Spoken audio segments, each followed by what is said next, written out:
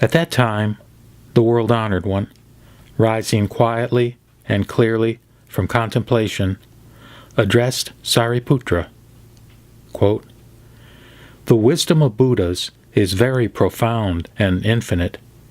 Their wisdom school is difficult to understand and difficult to enter, so that the Sravakas and Pratyeka Buddhas cannot apprehend it. Wherefore?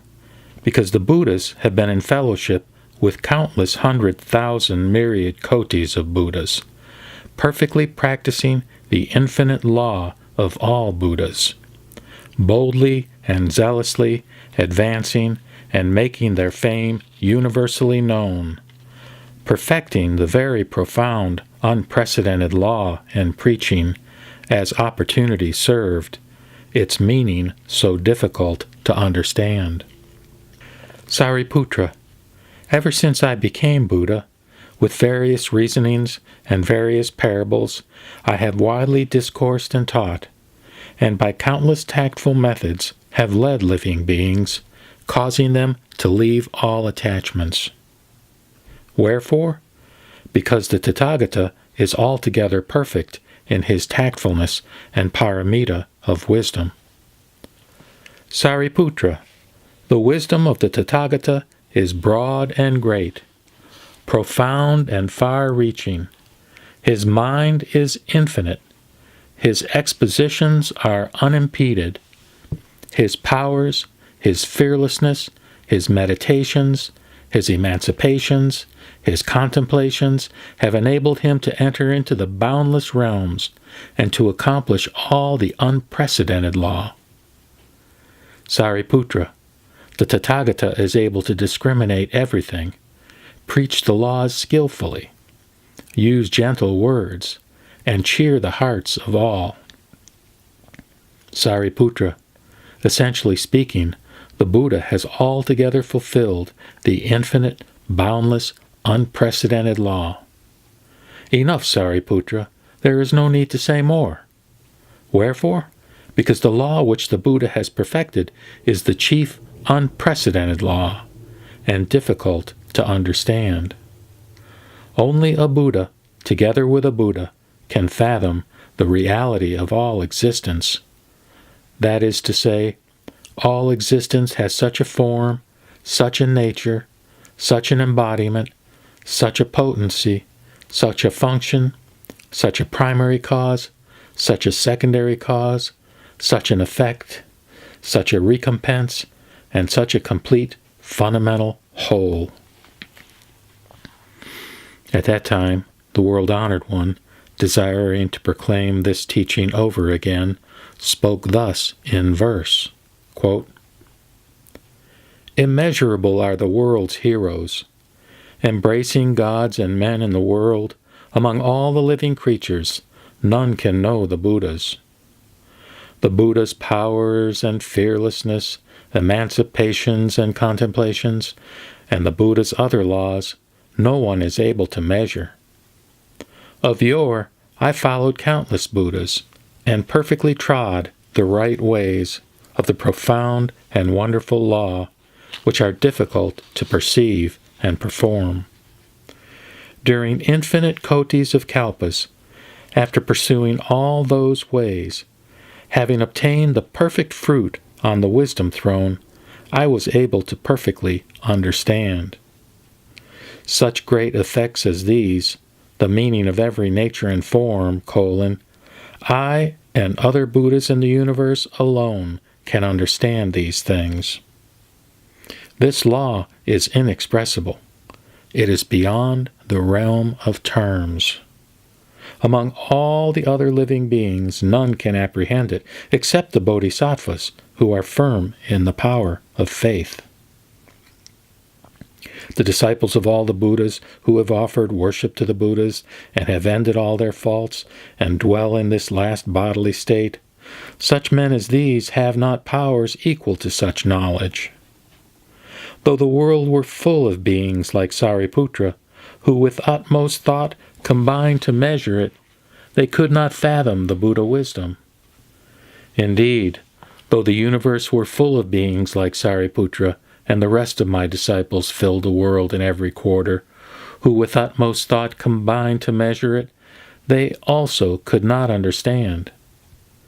Though Pratyeka Buddhas of keen intelligence, in their last faultless bodily stage, also filled every region of the universe, numerous as bamboo in the woods, if these, with united mind, through infinite kotis of kalpas, wished to ponder the Buddha's real wisdom, they could not know the least part. Though newly vowed bodhisattvas, who have worshipped countless Buddhas, have penetrated all meanings, and can ably preach the law, abounding as rice and hemp, bamboo and reeds, fill the world in every quarter, if with one mind by mystic wisdom, through kalpas like the sands of the Ganges, all these were to ponder together, they could not know the Buddha wisdom. Though bodhisattvas, free from falling back, numerous as the sands of the Ganges, with one mind investigated together, they too could not understand. Again I say to Sariputra, quote, "The faultless and inscrutable, profound and mysterious law I have now wholly attained. Only I know these truths, as also do the Buddhas of the universe." No, Sariputra, the words of Buddhas do not differ. In the laws preached by the Buddha, you should beget great strength of faith. For at length, after the Buddha's preparatory teaching, he must now proclaim the perfect truth. I address all the Sravakas and seekers after the vehicle of Pratyeka Buddhas, those whom I have freed from the bondage of suffering and who have reached nirvana. Quote, "The Buddha employs his tactful powers.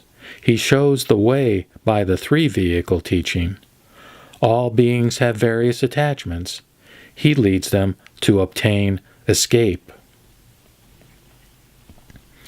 At that time, in the great assembly, there were Sravakas and faultless Arhats, Ajnata, Kaundaniya, and others, 1,200 in number, and bhikshus, bhikshunis, upasakas, upasikas, who had vowed to be Sravakas and Pratyeka Buddhas. All these reflected thus, quote, "For what reason does the world-honored one now extol the tactful way so earnestly and say these words, quote, 'The law which the Buddha has obtained is very profound and difficult to comprehend. That which he proclaims has a meaning so hard to understand that all the Sravakas and Pratyeka Buddhas are unable to attain it.'" Close quote. As yet, the Buddha has declared only one principle of emancipation, and we also, obtaining this law, reach nirvana. But now we do not know where this principle leads. At that time, Sariputra, apprehending the doubt in the minds of the four groups, and also himself not having mastered the meaning, spoke to the Buddha, saying, "World-honored one, what is the cause, and what is the reason for so earnestly extolling the paramount tactful method and the very profound mysterious law, difficult to understand, of the Buddhas? From of yore, I have never heard such a discourse from the Buddha. At present, these four groups are altogether in doubt. Will the world-honored one be pleased to explain these things? Why the world-honored one extols so earnestly the very profound and mysterious law, so difficult to understand?" Then Sariputra, desiring to announce this meaning over again, spoke thus in verse. "O wisdom's son, great holy honored one, at length thou hast preached this law, and declared thyself to have obtained such powers, fearlessness and contemplations, meditations, emancipations, and other inconceivable laws. About the law obtained on the wisdom throne, no one has been about to utter any question, and I find it hard to fathom the meaning, and also am unable to ask questions. Without being asked, thou thyself hast spoken, extolling the way thou hast walked, that thy most mysterious wisdom is that which the Buddhas obtained. all the faultless arhats and those who are seeking nirvana have now fallen into nets of doubt. Why does the Buddha speak thus? Seekers after pratyeka Buddhahood, bhikshus and bhikshunis, gods, dragons, and spirits, Gandharvas and other beings scan each other in perplexity and look expectant to the honored of men. What may be the meaning of this matter? We would the Buddha will explain.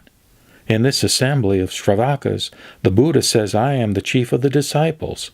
But I, now, of my own wisdom, am in doubt and cannot understand whether it is the final law or is the way to progress there. The sons born of the Buddha's mouth, with folded hands, wait expectantly. Be pleased to send forth the mystic sound and now proclaim the truth as it is. Gods, dragons, spirits, and others, numerous as the sands of the Ganges, bodhisattvas aspiring to be Buddhas, fully 80,000 in number. Also, from myriads of kotis of countries, holy wheel-rolling kings are here, with folded hands and reverent hearts, desiring to hear the perfect way. At that time the Buddha said to Sariputra, Enough, enough, there is no need to say more. If I explain this matter, all the worlds of gods and men would be startled and perplexed. Sariputra again said to the Buddha, World-honored one, be pleased to explain it. Be pleased to explain it. Wherefore? Because in this assembly there are numberless 100,000 myriad kotis of Amsakaya living beings who have already seen the Buddhas, whose perceptions are keen and whose wisdom is clear. If they hear the Buddha's teaching, they will be able to believe it respectfully. Then Sariputra, desiring to announce this meaning over again, spoke thus in verse. King of the law, most high honored one, be pleased to explain without misgiving. In this assembly are countless beings who can respectfully believe. The Buddha again said, Enough, Sariputra. If I explained this matter, all the worlds of gods, men, and asuras would be startled and perplexed, and haughty bhikshus might fall into the great pit. Then the world-honored one once again spoke in verse. Enough, enough. No need to say more. My law is subtle and inscrutable. Those who are haughty on hearing would not believe it respectfully. Then Sariputra once again said to the Buddha, World-honored one, be pleased to explain it. Be pleased to explain it. In this present assembly there are, equal with me, hundreds of thousands of myriads of kotis who, in former lives, have followed the Buddha and been transformed by him. Such men as these can certainly believe respectfully, and throughout the night will peacefully rest and in various ways be abundantly benefited. Then Sariputra, desiring to announce this meaning over again, spoke thus in verse. Most high and honored of the living, be pleased to explain the paramount law. I am the eldest son of the Buddha. Condescend to explain it discriminatively. In this assembly, countless beings are able respectfully to believe this law. The Buddha already, in his former lives, has taught such living beings. All with one mind, folding their hands, desire to hear the Buddha's words. There are 1,200 of us, and others aspiring to be Buddhas. Be pleased for the sake of these beings to condescend to explain it discriminatively. If these hear this law, they will beget great joy. At that time, the world-honored one addressed Sariputra, quote, Since you have already thrice earnestly repeated your request, how can I refuse to speak? Do you now listen attentively to, ponder, and remember it. I will discriminate and explain it for you. When he had thus spoken, in the assembly some 5,000 bhikshus, bhikshunis, upsakas, and upasikas straightway rose from their seats, and, saluting the Buddha, withdrew. Wherefore? Because the root of sin in these beings was so deep, and their haughty spirit so enlarged, that they imagined they had attained what they had not attained, and had proved what they had not proved. In such error as this they would not stay, and the world-honored one was silent and did not stop them. Thereupon the Buddha addressed Sariputra. Now, in this congregation, I am free from useless twigs and leaves, and have nothing but all that are purely the true and real. It is good, Sariputra, that such extremely haughty ones as those are gone away. Now carefully listen, and I will expound the matter for you. Sariputra said, So be it, world-honored one. I desire joyfully to listen. The Buddha addressed Sariputra, quote, Such a wonderful law as this is only preached by the Buddha Tathagatas on rare occasions, such as the Adambara flower is seen but once in long periods. Sariputra, believe me, all of you, in the Buddha's teaching no word is false. Sariputra, the meaning of the laws which the Buddhas expound as opportunities serve is difficult to understand. Wherefore? Because I expound the laws by numberless tactful ways, and with various reasonings and parabolic expressions. These laws cannot be understood by powers of thought or discrimination. Only the Buddhas can discern them. Wherefore? Because the Buddhas, the world-honored ones, only on account of the one very great cause appear in the world. Sariputra, why do I say that the Buddhas, the world-honored ones, only on account of the one very great cause appear in the world? Because the Buddhas, the world-honored ones, desire to cause all living beings to open their eyes to the Buddha knowledge, so that they may gain the pure mind. Therefore, they appear in the world. Because they desire to show all living beings the Buddha knowledge, they appear in the world. Because they desire to cause all living beings to apprehend the Buddha knowledge, they appear in the world. Because they desire to cause all living beings to enter the way of the Buddha knowledge, they appear in the world. Sariputra, this is why it is only on account of the one very great cause that Buddhas appear in the world. The Buddha addressed Sariputra. The Buddha Tathagatas teach only bodhisattvas. Whatever they do is always for one purpose, that is, to take the Buddha knowledge and reveal it to all living beings. Sariputra, the Tathagata, by means of the one Buddha vehicle, preaches to all living beings the law. There is no other vehicle, neither a second nor a third. Sariputra, the laws of all the Buddhas in the universe also are like this.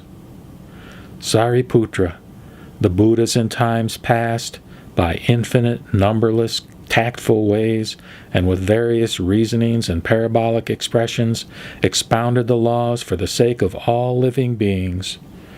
All these laws are for the one Buddha vehicle, so that all those living beings who have heard the law from the Buddhas might all finally obtain perfect knowledge. Sariputra, the future Buddhas who are to appear in the world will also, by infinite, numberless, tactful ways, and with various reasonings and parabolic expressions, expound the law for the sake of all living beings. All these laws are for the one Buddha vehicle, so that all those living beings who hear the law from the Buddhas shall finally obtain perfect knowledge. Sariputra, the Buddhas, the world-honored ones, at present in innumerable 100,000 myriad kotis of Buddha lands in the universe, who are so greatly benefiting and rejoicing all living beings, these Buddhas, by infinite, numberless, tactful ways, and with various reasonings and parabolic expressions, also expound the laws for the sake of all beings. All these laws are for the one Buddha vehicle, so that all those living beings who hear the law from the Buddhas finally obtain perfect knowledge.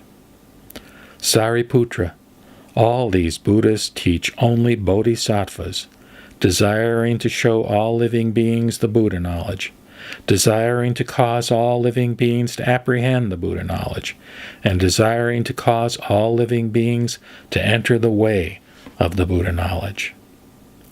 Sariputra, I, at the present time, am also like them.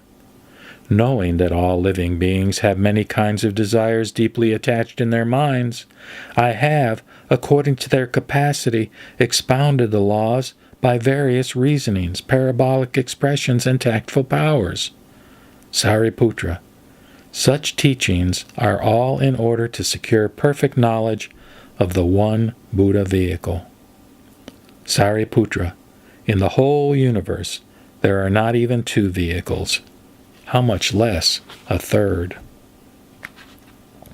Sariputra, the Buddhas appear in the evil ages of the 5 decays, that is to say, decay of the kalpa, decay through tribulations, decay of all living creatures, decay of views, and decay of lifetime. Thus, Sariputra, because in the disturbed times of kalpa decay, all living beings are very vile, being covetous and envious, bringing to maturity every root of badness, the Buddhas, by tactful powers in the one Buddha vehicle, discriminate and expound the 3. Sariputra, if my disciples, who call themselves Arhats or Pratyeka Buddhas, will neither hear nor understand that the Buddha Tathagatas teach only bodhisattvas, these are not the Buddha's disciples, nor Arhats, nor Pratyeka Buddhas. Again, Sariputra, if those bhikshus and bhikshunis who claim they have already become Arhats and say, quote, "This is our last bodily state before final nirvana," and thereupon do not again devote themselves to seek after perfect enlightenment, you must know that this class are all extremely conceited. Wherefore? Because there is no such thing as a bhikshu who has really obtained arhatship if he has not believed this law. But there is an exceptional case when, after the Buddha's extinction, there is no other Buddha present. Wherefore? Because after the Buddha's extinction, it is hard to find persons who can receive and keep, read and recite, and explain the meaning of such sutras as these. Only if they meet other Buddhas can they, in this same law, obtain the solution. Sariputra, you should with all your heart believe and discern, receive and keep the word of the Buddha. No word of the Buddha Tathagatas is false. There is no other vehicle, but only the one Buddha vehicle.